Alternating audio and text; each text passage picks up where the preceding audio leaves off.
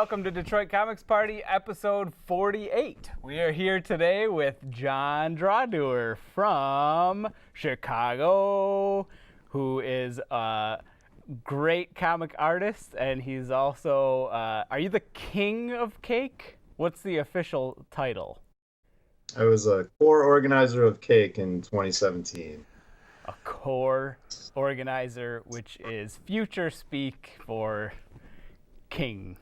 A lot of people contributed to the success of the show. You're a good king. It was good. It was a good show. We had a terrific time. We got to bump elbows with Corinne Hilbert, and it felt like we were meeting celebs and stuff. Famous elbows everywhere we looked. I knew she would be nice to you. I can't remember if I said that to you or to her.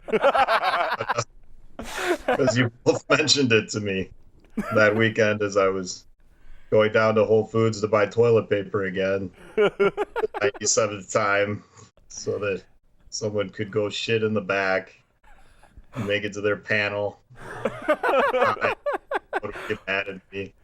Well, I either said that to you or to her. I can't remember which one it was, but I knew Corinne would be nice to you, and I put you next to our friend Sherry Ross. Yeah, great art. Yeah, we love Sherry too. Yeah, well, I knew that you'd have that, and then you could spread out from there. You showed her this beautiful time in Chicago where she was well taken care of and did terrific biz. And then the very next weekend she comes to Detroit and all the horrors befall her. Oh no, poor Sherry. She got her window got busted out in the parking lot and all this other stuff. But that was probably the worst thing that happened. That was the worst thing that happened. That was the only worst thing that happened. Okay. We put a big garbage bag over it, and she was fine. But anyway, Thank you for the highly curated experience, where you selected all the people we were going to meet in Chicago, because that did make a difference. It was very nice. I mean, that's the best I can do. The best you can do is put us in like bumper bowling Truman Show world where we're only around people who are going to be nice to us. That's what cake is. That's the whole thing. Does anyone else know that? There's not more than that. It's not like we punished someone we didn't like. If we didn't like them, we didn't give them a table. And it wasn't that simple. Some people are good enough artists that it doesn't matter if we like them or not, but there's not that many. There ain't that many. Yeah, you got to be like a really, really good artist. You got to be really good. Level 12 or over. Tell me about the Detroit Comics Party. I was sorry to miss it. Was it successful? Tell us about your family member's wedding. Okay. It was in North Carolina outside in June. So there was a tent, and it was 110 degrees in the tent. And that's when I started sweating. And I didn't stop sweating for a whole day after I started sweating in that tent. The reception was at a natural history museum, and she seated us by scat samples in little lucite cases. So it would be like rabbit scat, and then you would flip the thing up and it would say, oh, a rabbit made this one. And it would show like a fox turd, and the next one it would say, oh, a fox made this turd. And they were real turds. They were real turds in these little boxes. It was a wedding, right? So there's a buffet. So we go up to the buffet. It's dark. It's dark over there. You think I'm going to eat? No way. That is my worst nightmare. There's a row of lights 2 feet in front of the buffet. And then the buffet is a table 2 feet behind that in the corner. No. Never. Not a million. No way. So my niece and nephew, they start running around the history museum, the parts that are closed, and taking nature photographs in the exhibits. They're getting into the exhibits and pretending they're excavating. No. So eventually I'm up there with them, running around and exploring the different parts of the museum. But It was a nightmare. I really wish I had been. It was a nightmare. It sounds amazing. If I show you a picture, I'm just like the fattest, sweatiest, reddest. That's the story of everyone at Comix Party, though. Yeah. Now you've been We to Comix sweated. It was the sweat lodge. Yeah. 110 degrees. So hot. It was so hot. You got basically the same experience. There was a lot of feces. There was a lot of heat. I think we almost killed a couple people with like the heat, and we try to water everybody up. We try to have good supplies and be generous with all the food and drinks and things like that. But it was so hot. It was so hot. But that was I thought that served the purpose of it being like a surreal psychic experience more than just a place where people show their comics books. Yeah. Well, and I mean, that was what we wanted all along, you know. It was supposed to be like a weird ordeal in addition to being a place to sell comic books, you know. Like a magical trial or an initiation. Yes. Yeah. I think so. So we're thinking like next year we'll do it at like the top of a hotel in a spinning restaurant with like champagne butlers everywhere. Everyone will get their own suite for the weekend. We're working on it. We got a couple leads. I'm there. Tell me when and where. Good. You don't have any other relatives that are going to get married? I got 3 more, but I don't think they're getting married. So what are you up to, man? Let's talk about you. I already know about me. Cake ended in June. I went to that wedding. I spent all of July finishing my comic for SPX. I had a considerable amount of comic to make for my comic for SPX. It looks thick and heavy. What? It looks thick and heavy and beautiful. 70 pages. It's charcoal finishes. It's I'm very proud of it. I've been working with a crit group here. Every month we trade work and show each other what we're working on. And it's really helped me kind of not make decisions that alienate the audience as much or the reader as much. Which has been really helpful because I feel like I'm communicating better with the reader and just like saying what I want to say in a way that the reader understands instead of the way I want to say it or the way that I would understand it, which is not the way of it. Here's what I learned in Crit Group. Huh? Does that feel better? Yes. What I learned in Crit Club is I'm nobody's ideal reader. You know, nobody makes a comic thing like, I like the part that didn't make sense, or I like the part that I didn't understand what they were trying to do, like, at all. Like, that's my inclination, right? Yeah. But that's not what other people like. Well, I mean, but don't you need comics for you to read too, or you need comics for like people like you to read too. So what are you doing when you're in the group? Are you just kind of putting aside what you actually like and saying like what you think?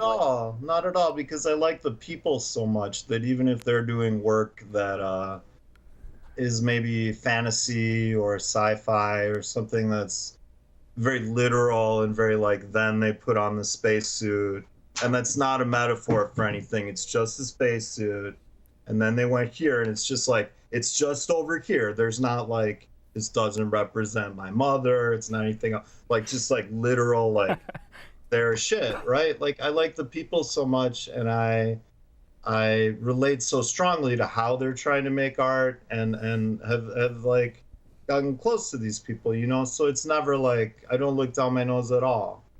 It would be the farthest thing from my mind because I want them to succeed, you know? And all of Cake is kind of become like that for me. Even if it's not to my taste, it's like, I get, you know, I would never like discourage you from doing this because it's not any different than what I'm doing.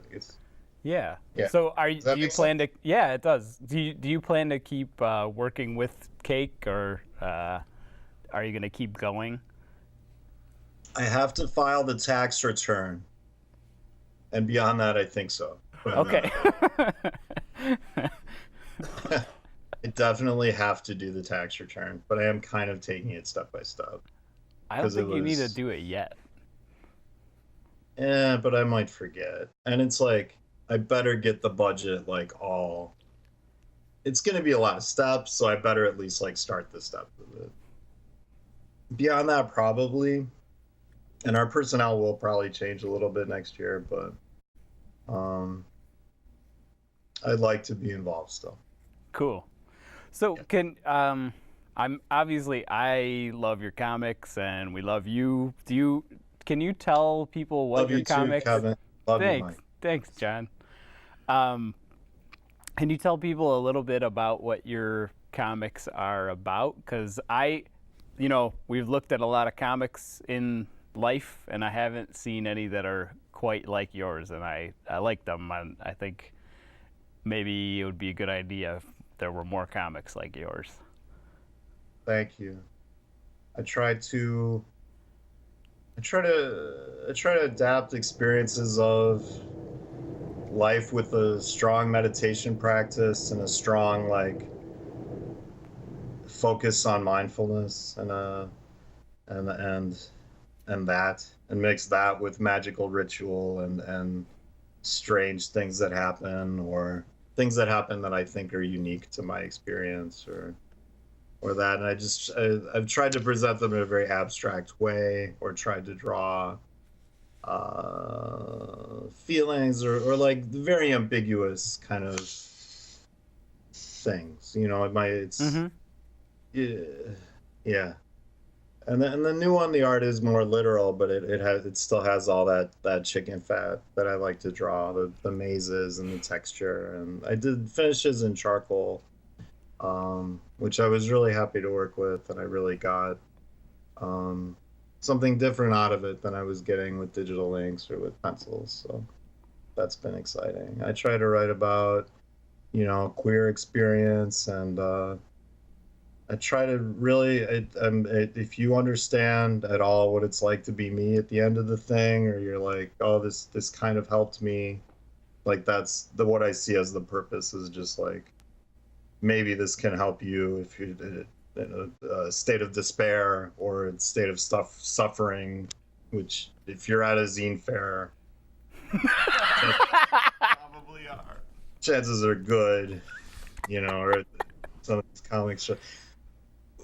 We went down to Indianapolis for a show, I think in June, like late June, early July, and I was with some Perzine makers and some like pin makers, and the Perzine makers were like, they shouldn't let these people with the pins in, because then there's no people with Perzines, and the people with the pins were just like, I don't know. But I mean, you see these people at the shows, and they're suffering, like they're on the edge, And if they could have a pin with Totoro on it, and someone says, "Oh, I know that," or "I know what that thing is. I like Totoro." It's like that might be it, and that might be the thing that keeps them going. And like, I would never say, don't bring your pins, or like, there's no place for pins here, because these people are right on the edge, a lot of them.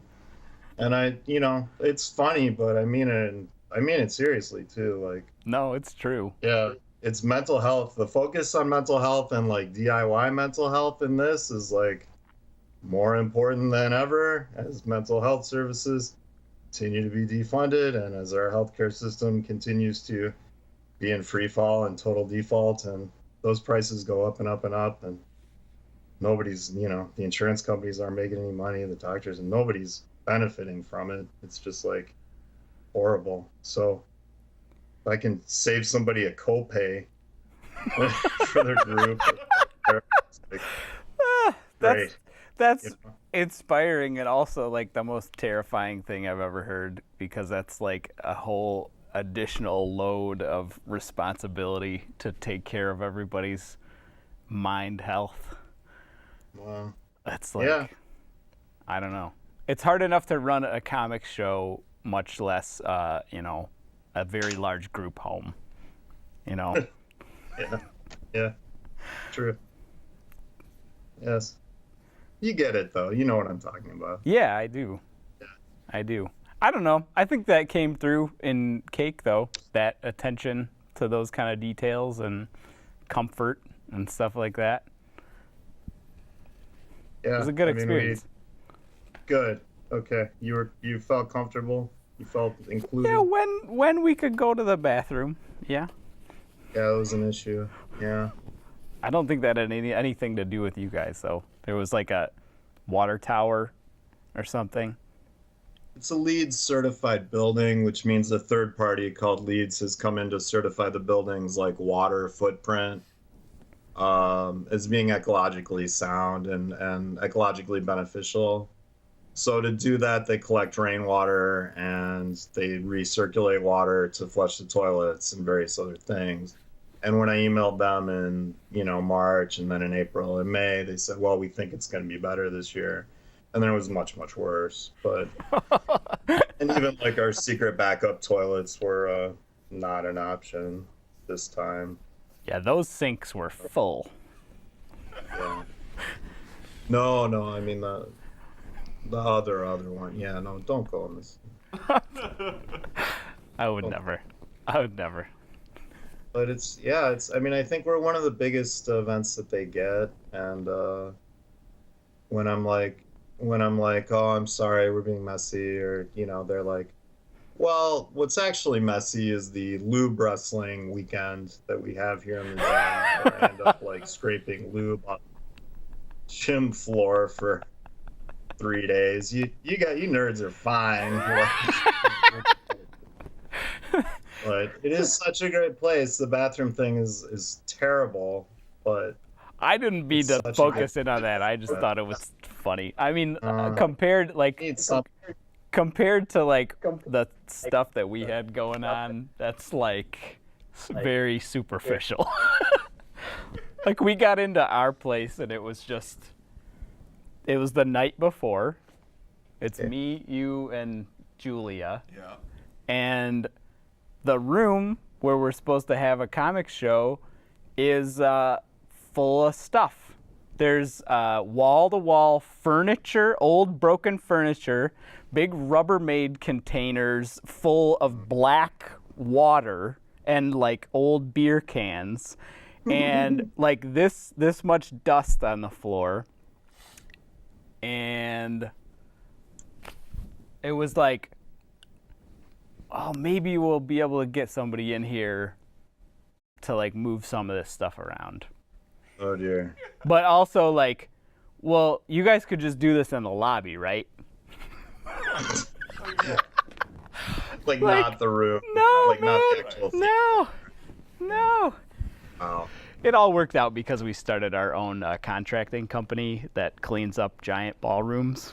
But yeah, Smart. that was an intense and strenuous, as strenuous as it was for anyone else who was exhibiting or attending. I think we did the Christian thing, and we suffered the most, which means we're pure. Yes. And, at very least, like, that ballroom has never been cleaner than it is right now. Oh, yeah. In 90, 80 years, 50 years. Probably 40 not. years. It was real nice now. We had 100 pounds worth of dust off the floor. Not even counting the drain. Okay. All right. Do you want me to boil some water? Yeah. Okay. Chicago water boiling party. Well, get some couscous on. Your friend comes over, you get some couscous on, some lentils. She's over to watch. There's a Japanese wrestling tournament. It's a month long called the G1 Climax, and it's 20 wrestlers in two blocks of 10 each, and everyone in A block wrestles everyone else in A block over a month. Whoa. That's a lot of wrestling. B block. all wrestling. So it's like every day, end of July to the end of August, and we just plow through them. We'll watch 2 or 3 shows in an evening, and the characters are so good. They tour around the whole country. It's the best. Is it Japanese American style wrestling? Yes. Okay. Yeah. So it's not like 3 months of sumo wrestling. No. Okay. It's like character driven. Like they really hit each other. They hit each other hard. But it's like acrobatics and like different styles of professional wrestling. Yeah. It's rad. It's rad. We love it. Cool. Yeah. Are you ready, or do you want to wait a minute? Let me put the water on. Okay. We're not in a hurry. I just want you to be happy. That wasn't all part of it? Huh? That wasn't a prank? What? That was No. part of it. This is the extra special hour-long this is technical the- difficulties special. This is a DVD extra. And we peaked early because we had Lauren McAllister on previously, and that was like without difficulty, and everything was good. very smooth. Oh, it totally cut out once during that. Oh, I We blocked that dropped out her. of my brain. Oh yeah, drop the call. It's amazing how quickly you can rewrite your own memories. I punch everything up to make it sound better as a story anyways. Like it was perfect. It went flawlessly. And then we'll do this one. I'll tell it later, like Jon Drawdoer, our favorite guy, like a hero, our inspiration, our motivation, and we did him so well. We betrayed him on the show with so many technical difficulties. Oh, it's good. What is the fascination? Oh, sorry, go ahead. Go ahead. I was wondering, what is the fascination of indie comics people with professional wrestling? Wait. Ask that again when we're going. Okay. Okay. Okay. Sorry. Say it again. Oh, what is the fascination in indie comics with professional wrestling? I don't see that in my life, but I see that everywhere when we go to shows. Yeah. Total love. I can only speak for me. I thought it was the dumbest thing in the world. And then my dad died.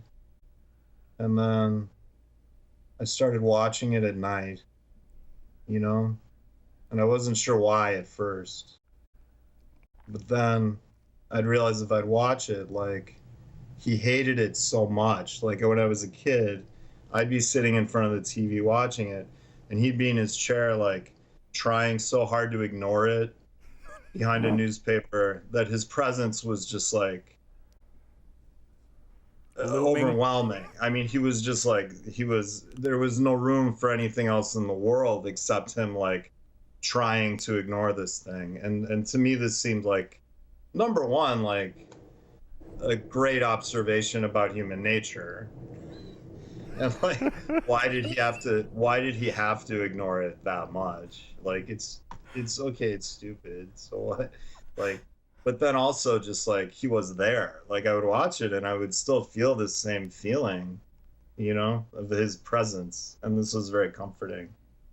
But then I just liked the queerness of it and that link to childhood. And yeah, and I just started to build a community here that also really liked it and do art that was inspired by it. And yeah, that community here is growing all the time. We'll meet different little clusters of weirdos who watch wrestling or go to shows or whatever it is, and it's been great.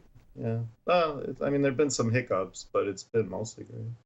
Does that answer your question, Mike? Yeah. Good. That's yeah. I can't speak for other people. I think everybody has some different way into it. I always wonder when that's gonna happen to me, because I feel like most comic artists, they get to a certain point or a certain time in their life, and their whole life they were a book nerd or like a science fiction lover or something, and then like they'll all of a sudden develop this like fascination with like baseball or something, Right. or like they'll pick up, I don't know, like the wrestling thing. I understand like it has this progression, you know, like it's a memory and it was this like experience that you had with your dad, but I don't know, I don't feel like I'm going towards a sport liking. No. I don't know. It could be anything that scratches that like that autism itch, or that like it could be like train schedules, or like maps, or it probably won't be sports for you. I didn't expect it to be sports for me, but it can't stay comics forever when you're making comics and looking at comics all the time. It's just like, yeah, that's it's just true. not fun anymore. It's not relaxing anymore. So it's like you need something else to scratch the itch, to relax. So yeah, you'll find something, Kevin. It'll surprise all of us. Don't worry. I can't wait to find it. You can't wait to find my sport? I know. Can't find it. Hopefully Your it's midlife the crisis. same one. Yeah. We become on like opposite sides, like the soccer gangs who hate each other because they like different teams. Oh, our friendship will be torn apart. We have like really long, like loud chants that we do at each and other. those the scarves that say the name of our team on them. Yeah. Oh, they have scarves? Yeah, the scarves emblazoned with the football teams is a real big thing. We should get scarves. We should just have Comics party scarves. Yeah, scarves are huge. You would sell a lot of them. Yeah. I don't know, John. I don't know what to say to you, because I think Mike said earlier, maybe before we were recording, like you are calming presence and like a person who we really like being around ever since the first time we met you at Space that one time. And yeah, I don't know. I'm just happy to be talking to you. Me too. I'm big proponents of both of you. I think it's amazing that you pulled off that convention, and I think it's so wonderful. It's such a gift to the world that happened, and I hope you do it again. I hope you're not so disillusioned by doing it that you can't do it again. No, it's the opposite. Now we have to do it again, and it has to be better. And it's like all this like talk about sports. Like now it's grown the like jock ambition. Like now it's gonna be even more. All the things Comics it was jocks. Comics jocks. But no, now it has to be like it was ambitious then, especially starting from zero, and now it's got to be so crazy over the top. And the thing with the portraits has to happen, which we'll talk to you about later and visit you in Chicago to execute. But the whole thing has to be over the top and crazy. And you have to come and be there and be a special guest of honor. Oh, I'd love to. I'm there. No more weddings.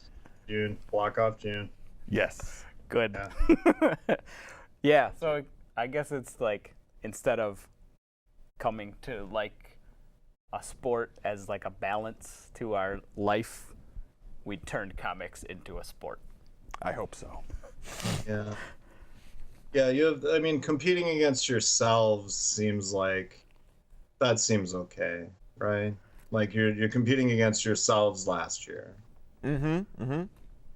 So that's nice. That's a good way to do it. You're not just like, I hate that other team. I hate that dumb other team. No, They're we just bad hate people. ourselves. Right, exactly. Yeah, I get that. That I can relate to. And on that happy note, we've reached our time for the day. And we thank you, John, so very much Thank for you so being here much. with us. And Anytime. Such a pleasure. thanks, man. And we will see you soon, and we'll see all of you soon. Have a good evening. Good night. Good night. Thank you. Cell